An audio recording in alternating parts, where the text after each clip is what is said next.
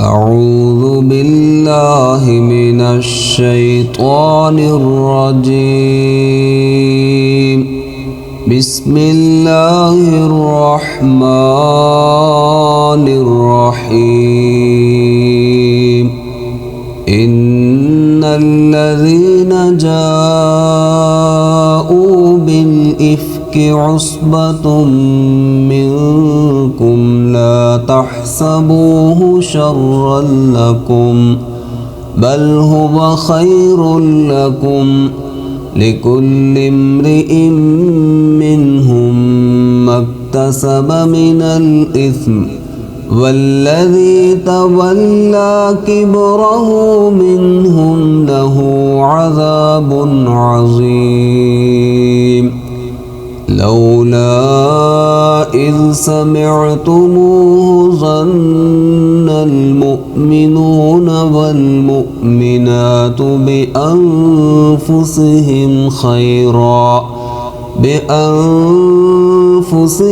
خيرا وقالوا هذا إفك مبين.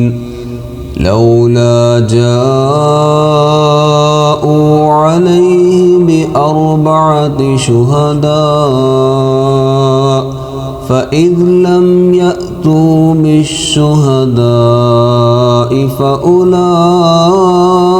عند الله هم الكاذبون.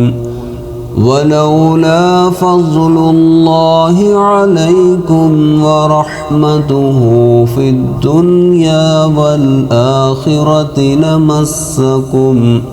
لمسكم فيما أفضتم فيه عذاب عظيم. إذ تلقونه بألسنتكم فتقولون بأفواهكم ما ليس لكم به علم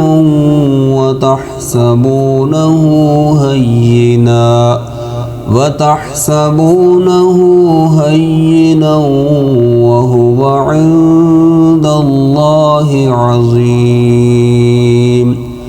ولولا إذ سمعتموه قلتم ما يكون لنا أن نتكلم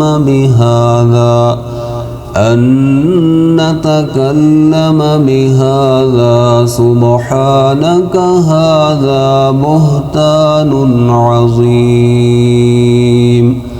يعظكم الله أن تعودوا لمثله أبدا إن كنتم مؤمنين ويبين الله لكم الآيات والله عليم حكيم. إن الذين يحبون أن تشيع الفاحشة في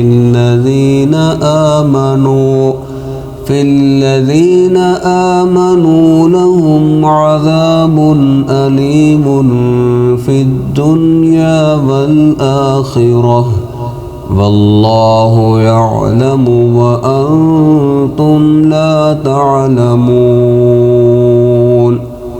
ولولا فضل الله عليكم ورحمته وأن الله رؤوف رحيم.